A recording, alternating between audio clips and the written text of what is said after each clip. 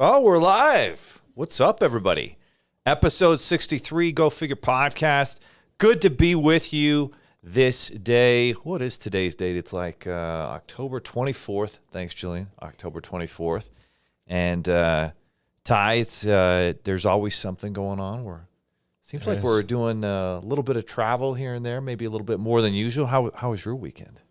It was great. We went to Vegas. It was our 8th wedding anniversay. 8 years. Wow, it's wild.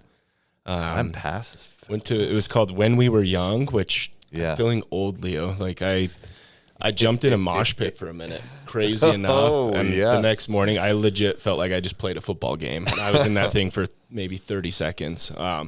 Neck still sore. I feel like I'm maybe getting sick, but it was awesome. It was called When We Were Young. Went and repped our Emo's Not Dead Matt Cutchall gear.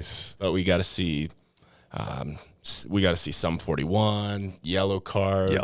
That's good band. Blink 182, Green Day. Blink 182. Simple Plan. Honestly, Simple Plan was always my favorite, but it was just so good to go see all those old bands again. That's awesome, man. Good time. Yeah, Jill and I just needed some time away from the kids, and so we took off to Vancouver. And Vancouver is this beautiful, like, if you pull I remember the first time I pulled up pictures online, and I'm like, this place looks fake. It looked kind of like Salt Lake City, but on the water, on the ocean. And it's the biggest port there in Canada, so there's a bunch of ships coming in and out. It's surrounded by water, but then it has these spectacular mountain views, and it was awesome. We went out and we watched, we did some whale watching, humpback whales, and there's a bunch of bald eagles flying around everywhere. And then they had these epic forests that were like 300-foot trees that you would go, and they would be covered in moss. There was waterfalls everywhere. We went on a 28-mile bike ride. First time ever using an e-bike. You ever been on an e-bike? No. So these, you just pedal, and then depending on what level you have the e-bike on, then it kind of pushes forward, almost like a flywheel. Like you pedal it hard, and all of a sudden it has like more momentum. So it was kind of cool. It wasn't too bad doing 28 miles. I was gonna say, when you told me you and Jill went 28 miles, like I didn't doubt that both you both could definitely do it. But I ride the Peloton a lot, and I'm like, wow, that's a decent ride to just. Oh, it's a decent ride. Yeah, we started on one side of Vancouver and went all the way around to the other side, crossed these bridges, and I mean it took several hours to do it, but. And then there were some nasty hills that we had to go up too. But if you turned the e-bike on, and I turned it off on the first hill just because I thought, I can do this, and I did it. All of a sudden, Jill was passing me on her e-bike. I'm like, I better turn the e-bike on. So that's awesome. I'll have to try one of those. No, I was blown away. Cool. You were sending me Snapchats, and it's like that skyline is just. It was a way bigger city than I thought. Yeah, it was awesome. Big. It was cool. We had this awesome balcony with our hotel. We're on the 3rd floor. There was this marketplace of little tiny restaurants you could eat, all just together in this open marketplace. And then the 2nd floor, they had a bunch of souvenir shops and T-shirt shops. And so it was but our 3rd floor, just right outside our hotel room, had this spectacular view of the skyline. That's awesome. And then you jump on these sea buses, and they're really cheap transportation. But Jill doesn't do seafood, right? She likes lobster, shrimp, and she doesn't mind salmon as long as it doesn't taste fishy. But yeah, she does not like seafood. I say we have similar palates, and I don't do that. So we went to a few seafood places, and she was just looking for chicken. It's awesome. Yeah. Well, we've got a lot of travel coming up too, but no, we're excited to dive into it today and keep you updated with where we're going and what we're seeing. And the world is a crazy place. I was actually. Did you see in Vegas that they called it a shooting, but it was just someone that got shot, and we were literally like 2 blocks away from it at the moment. It really. What happened? I didn't go back. They shut off that section of the strip because they were still. I need to go look it up and see what happened, but like, it's a little freaky when you're that close to it. It's way freaky. Yeah, kind of wanted to just go home and be with my boys. Yeah. I feel like after the next couple of weeks, we're going to Vegas. Marcus has a soccer tournament. We're going to go check in on one of our business partners there in Vegas. And then the week after, we got the family. We're going with my sister and her family to Orlando, do the Orlando trip in November. And then I think we'll be traveled out for a while. Yeah. I've got Boise coming up. Yeah. Let's get that ClickFunnels mastermind going. That's going to be fun. Well, Dang, I wish I could attend that with you. I know it'll be a good time. You'll represent. Yep.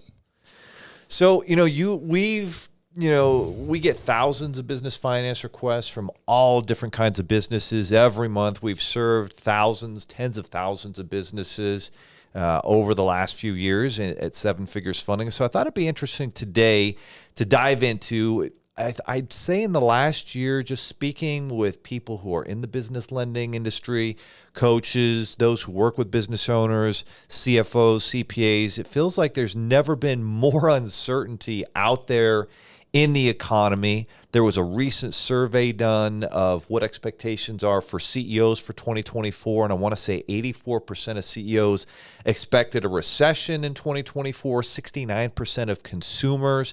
But then you ask like economists, and it was a much lower percentage. And people working at the Fed were like, oh, there's zero chance. Things are great.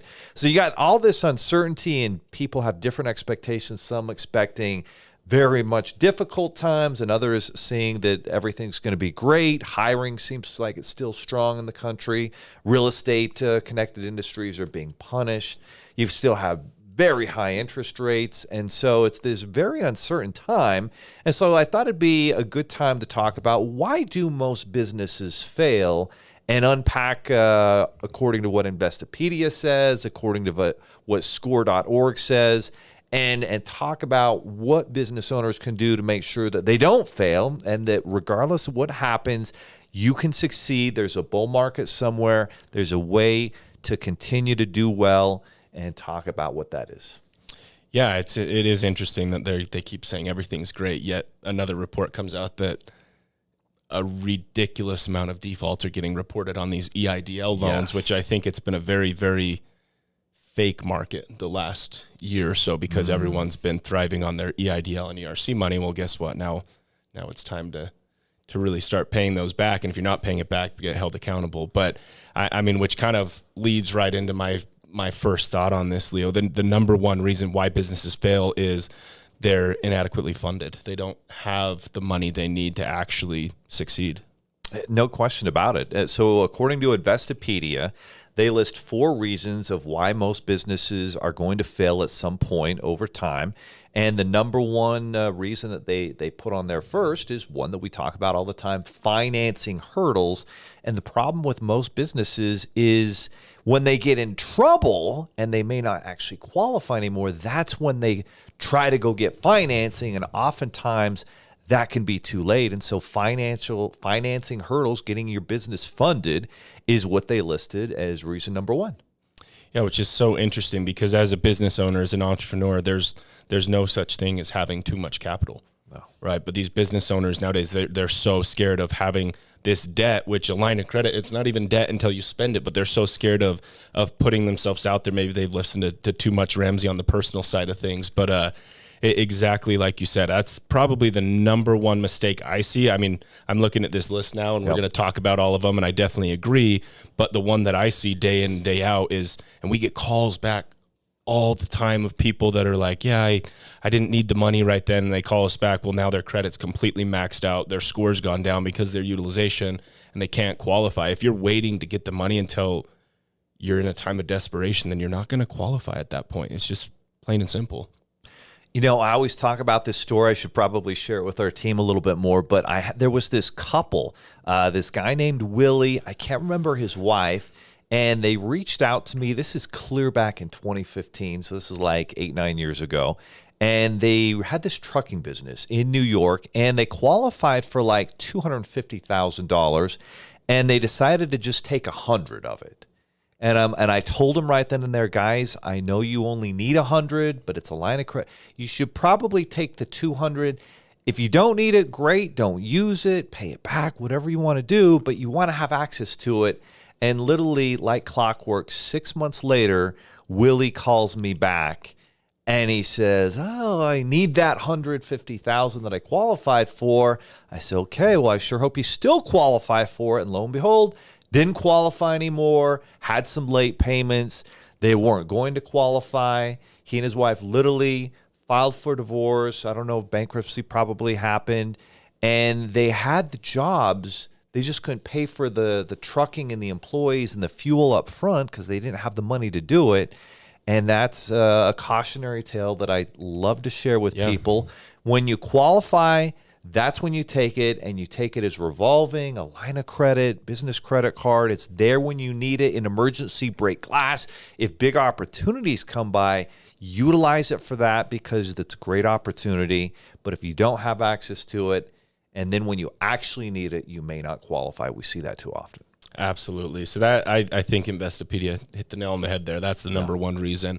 The second reason, which we've definitely in past businesses we've seen, I've felt I've been a part of, but it's inadequate management. What do you think the top issue is with inadequate management, the top mistake? I think it just goes back to what's right outside this door here. Do what you say you're going to do, and there's nothing more debilitating and demoralizing if you are working and you're a part of a team, and your management team and your leaders make promises and they don't follow through with them. They don't do what they committed. They don't do what they say they were going to do for you, for clients, for partners. They break their word. There's just nothing worse. It's like when you're a parent and you know your kids are getting older here, but at some point, if you say something and you don't follow through with it, no one will hold you more accountable than your kids. And so I'm very careful to always make sure that I'm practicing what I'm preaching with my kids. And it's the same with your team. If you are saying something, if you have values and principles and a mission statement, you don't follow through with those with your team, with your kids, no one will hold you more accountable and feel more demoralized and not want to, work for you, for your team, if you don't do those things. And I think that's at the top of the list with most management fails. Yeah, that. And then the thing that I would add is, as a business owner, Leo, one of the big mistakes that I see people make is, let's say you're going out and you're starting a solar office. You're not a C Corp. You're not raising capital. You're just starting a solar office. You over executive.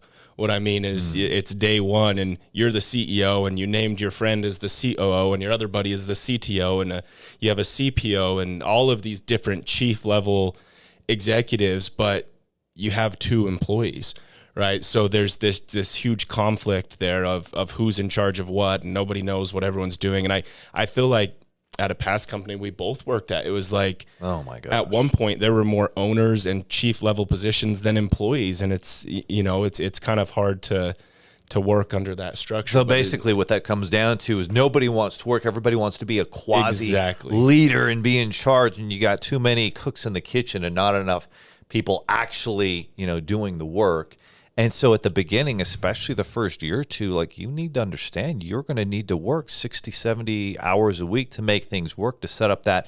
And you have to do the work, and then you have to create standard operating procedure. And actually, this is what it's going to take to do the job.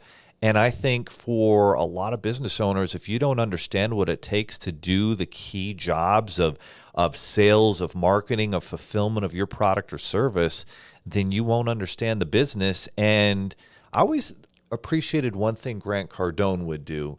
He would get on the phone with his sales team, with customers, with clients, and he would do it almost on a daily basis because he wanted to be in the trenches doing the work. And I appreciate people. And so that's something I think you and I have always tried to do. If somebody's gone, hey, I'll get on the phone with that client. Yeah. Hey, I'll get on the phone with somebody, so I keep my fingers on the pulse of what's going on in the trenches. What are the needs of our customers, clients? What are the obstacles that our team are confronting? And if I don't do that, if I lose touch with that, and especially too soon, then that's leads to management issues. Exactly. And I love what you said there about getting in the trenches, but also understanding too that your best sales reps aren't your best sales managers. No. Right? Some people are really, really talented at the role, but they're awful at managers. And so you've got to be with inadequate management. I think oftentimes there's this entitlement problem that people think, because I've been here the longest, I deserve to be a manager. Because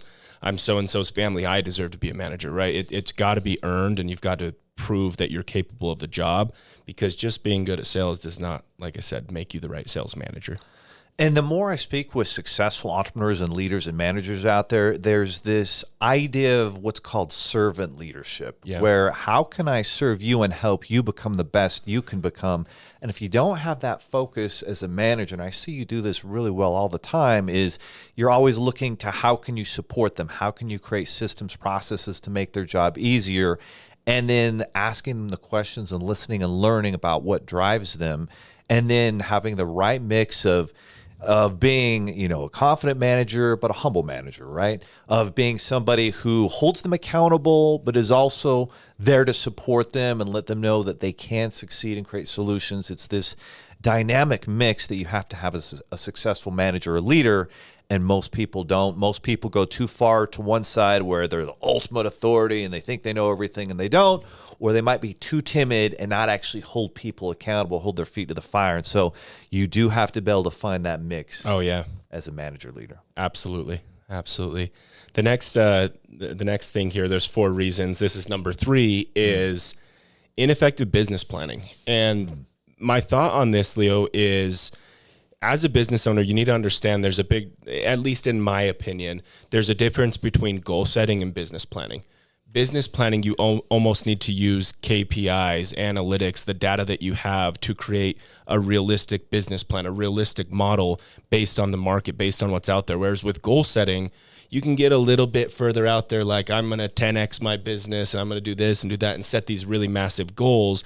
Sometimes if you do that with a business plan, you're not being realistic. It's not a realistic business plan and it's hard to actually execute it.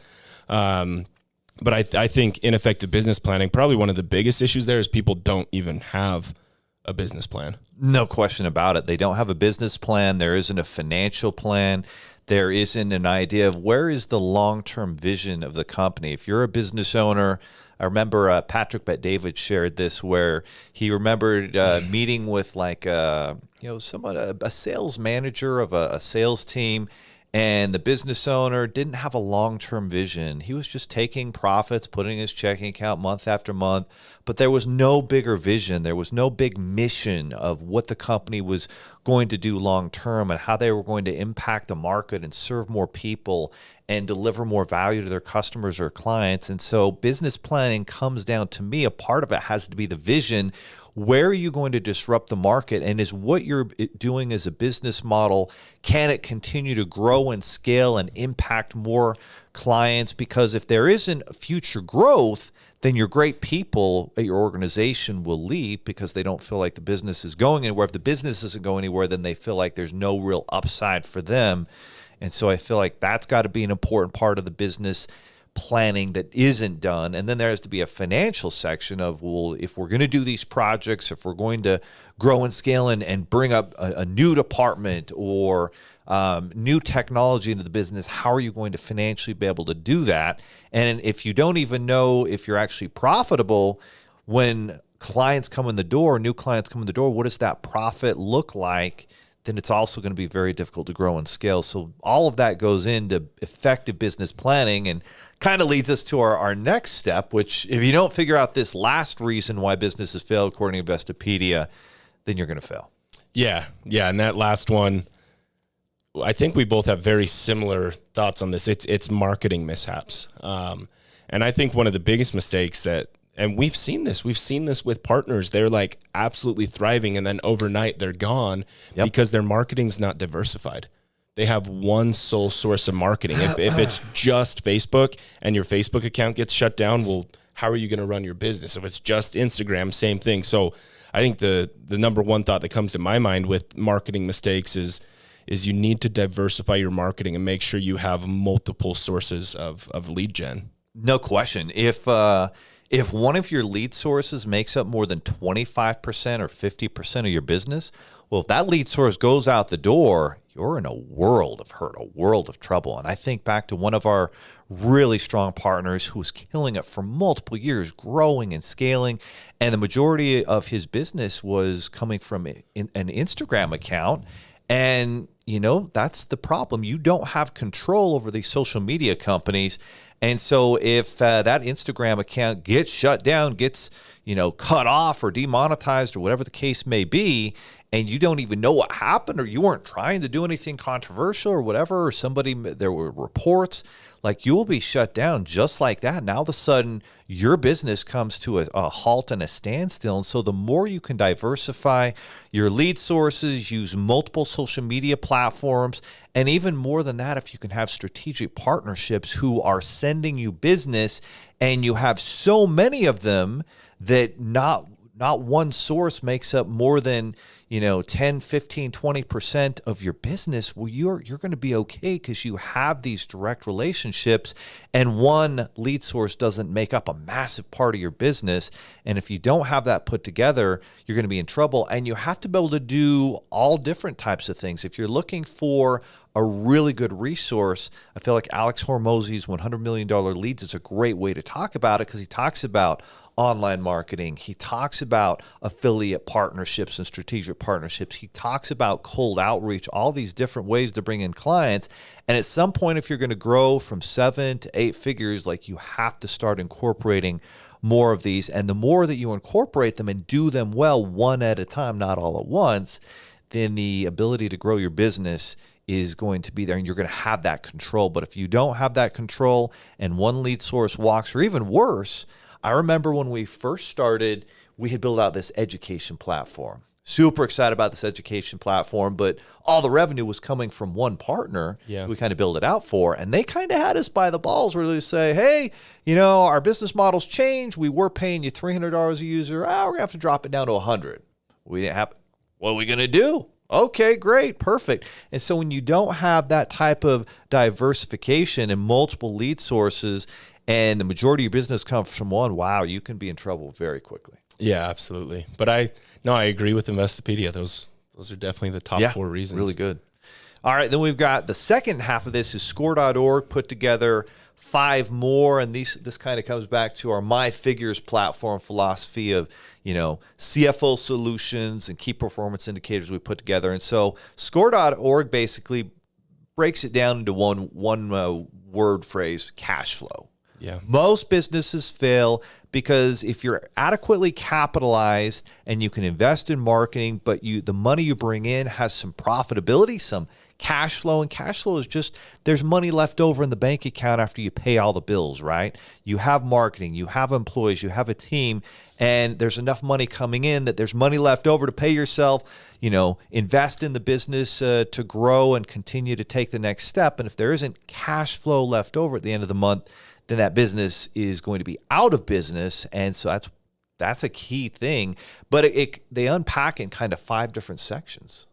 Yeah, because like you said, cash flow, it can be a lot trickier than just what's left over in the bank account, right? To truly understand the cash flow. And so step 1 is you got to actually take the time and develop a budget, right? There's so many resources out there nowadays that can help you create this budget. If you have no idea how to just jump onto, Google Sheets and create one yourself, that's okay. There's AI that can do it. There's so many places to help you create the budget. Now there's probably good, better, best ways of doing it, but there's no excuse as a business owner to not have a budget. Yeah, and you think about most people that fail financially personally may not have a personal budget. Clearly, as a business owner, you should have your personal budget of all your bills and know exactly what it takes to cover your nut, as Kevin O'Leary, Mr. Wonderful, says on Shark Tank. And it's the same thing. What will cover your nut? What will pay the bills for the business for the month in terms of fixed payroll costs you have? Maybe you've got office rent, you've got marketing costs, you've got software costs, equipment costs. How much do you need to cover the business costs each month? And then, above and beyond that, what's going to be left over as profit to pay your bills as a business owner? What's going to be left over to pay your future taxes? Like, you have to plan for all of these things as a business owner, but it starts, number 1, with developing a budget, number 1. Now, number 2, again, that's a good one. We talk a ton about this, and it goes beyond, we'll just say it. It's protecting your credit.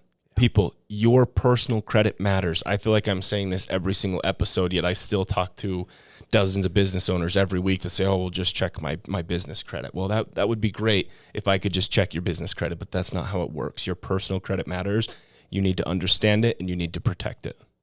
Exactly right. And that's why we talk about having a money date every single week. If you're using the My Figures app, you have your budget, you have your money date, you know if you're winning or losing in your business, and you're looking at your credit at that money meeting that money date you should be doing. You should be checking your credit, make sure everything's updated, even when everything's on auto pay. I remember for years we'd had everything on auto pay, and all of a sudden my wife gets a call from Kohl's, and we're like, what the hell? That was on auto pay. It was supposed to pay off this month, and yet somehow the auto pay just turned itself off, or Kohl's did something, and guess what? They would not take that 30-day late. So my wife has perfect, pristine credit, and now she has that one 30-day late. We're never going to be able to get it off.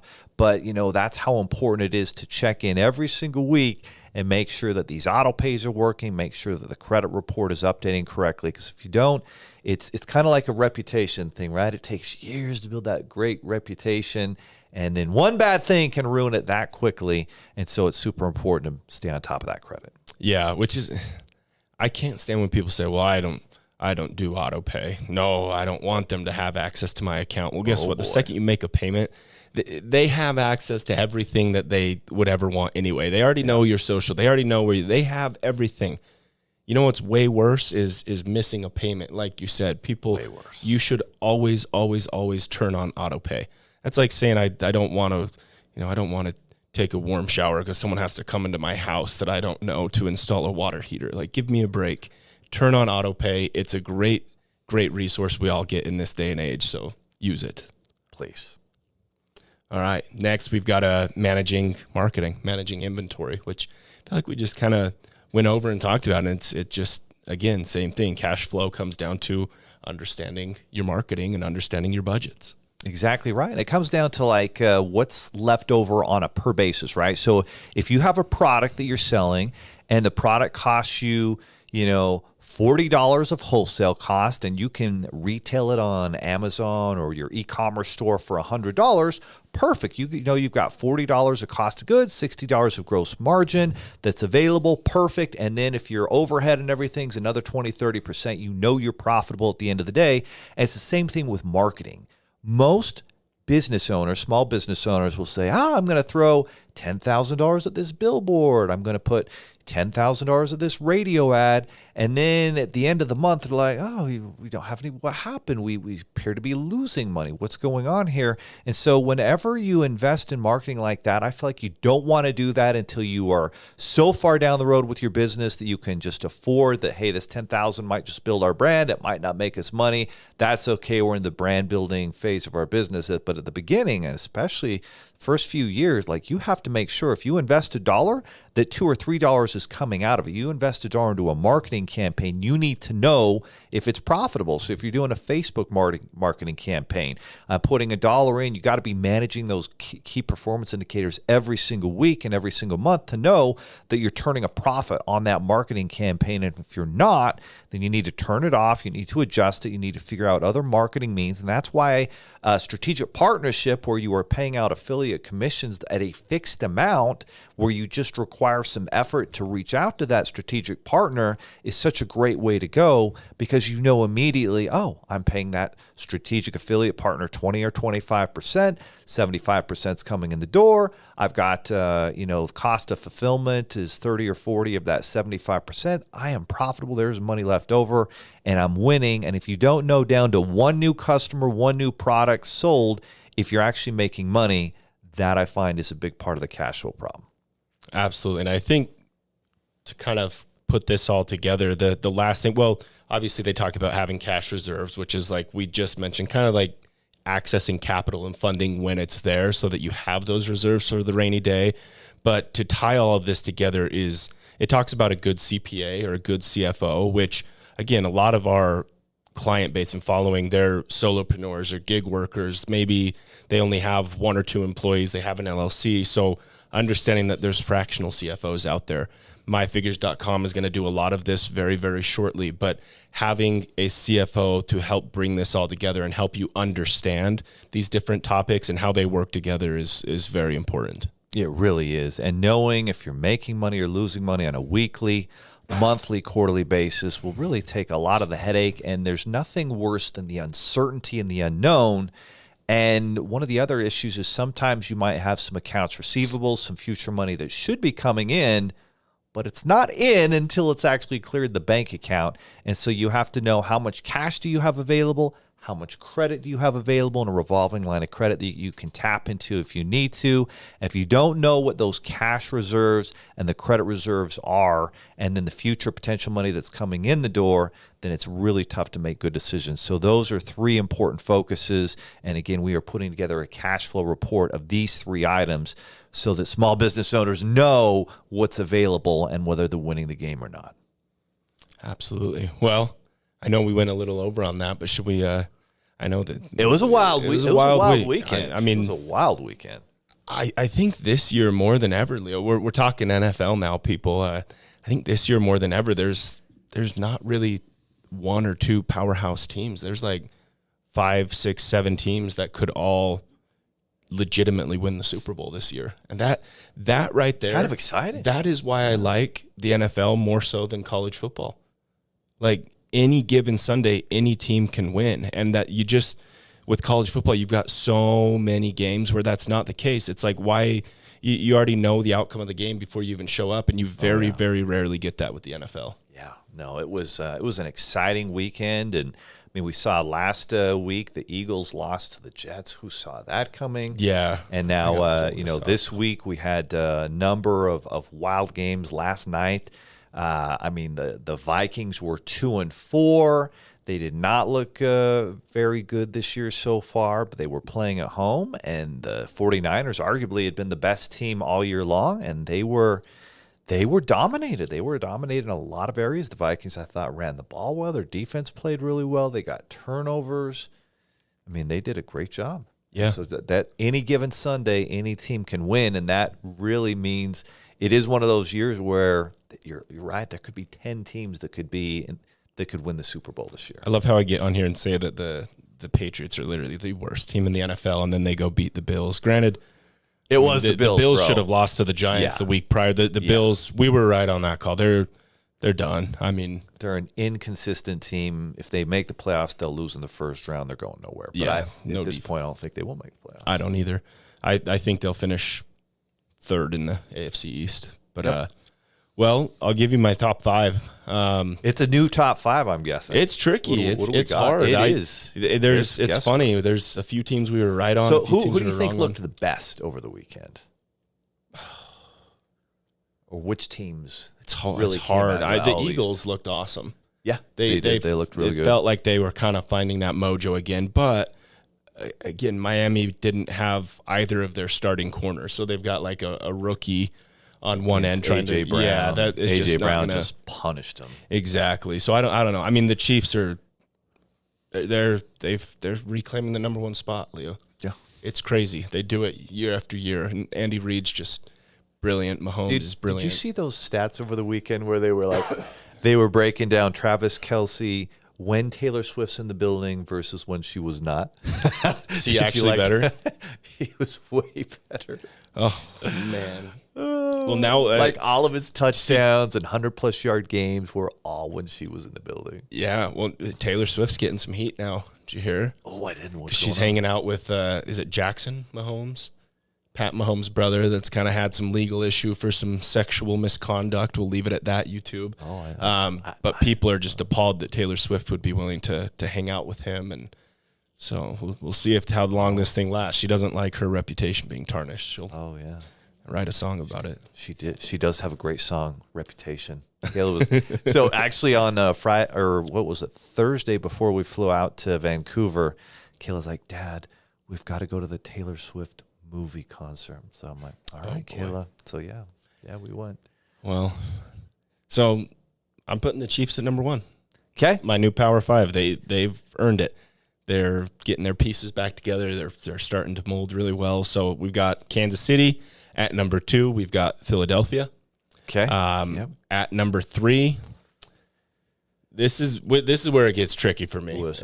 I think that we're talking about 2 lost teams now, right? We are, and there's only 2 1-loss teams. Is that right? Yeah, I'm pretty sure. No, wait. Does Jacksonville have? They've got 2. They've got 2. Okay. They've got 2. Yeah, we've got Detroit with 2. We've got Baltimore with 2. So yeah, Dang, yeah, we just have those 2. Kansas and the Eagles are one lost team. So we're 1-2 right there. And then I think just my vibe, watching the teams, everything, trusting their coaches, trusting the long-term health. I'm going to go with the 49ers at number 3. Okay. I'm going to put them right there. I'm going to go with the Dolphins at number 4, especially they're any week now. I mean, Xavier Howard's coming back. Jalen Ramsey's going to be coming back pretty soon. Devon Achan's coming back. Devon Achan, sorry. So, I mean, they're getting healthy. At 5, I'm going Jacksonville. Ooh, okay. I'm going Jacksonville. I really want it. It should be Baltimore, honestly. We should probably. I thought they might have. They looked the best, I thought, over the weekend, because I did not expect them to run over Detroit. Yeah. They ran over. It was 38-6, wasn't it? Every time I give Baltimore any love, though, they just lose a stupid game. They can be. They kind of remind me of the Bills. Yeah. Where sometimes they can beat anybody on any given Sunday, but then they can just drop just lose a game to a team that's has 1 or 2 wins. And you're like, how did you guys lose that? Dallas is kind of the same way. Like, I look like every time I'm sold and I'm like, Dallas is good, they lose to an awful team, and I just look silly. So Dallas is going to have to do a lot to ever get back in that top 5 again, which they've got some big games coming up, and I know they've got to play Miami, and so it's going to be fun. I've really enjoyed this season. It's going to be an unpredictable year. So, but there's the top 5. Jacksonville, I was really, really high on at the start of the year, and they're finally starting to prove me right. So I'm a big Jags fan right now. But dude, I got to do a shout out for University of Utah. I did not expect them to beat USC in USC. Apparently, all the sports books took a massive hit over the weekend because most bettors didn't see that one coming. I didn't see that one coming, and props to that young kid from Milford, Utah, Barnes, Bryson Barnes. I mean, he came in clutch there and played exceptionally well. And then I thought Utah would do this, like, we're shutting Cam Rising down. He's not coming back this year. His knee's not good. So interesting how that all went down. BYU got a good win too. Well, you got a good win, and we have Texas this week, and apparently. Young Manning is going to make his Texas debut, so we'll see. Wait, what happened to Texas' starting quarterback? Quinn Ewers got hurt. I don't know how long he'll be out, but wow, this is going to be interesting. Yeah, this will be fun. So good stuff. Go figure.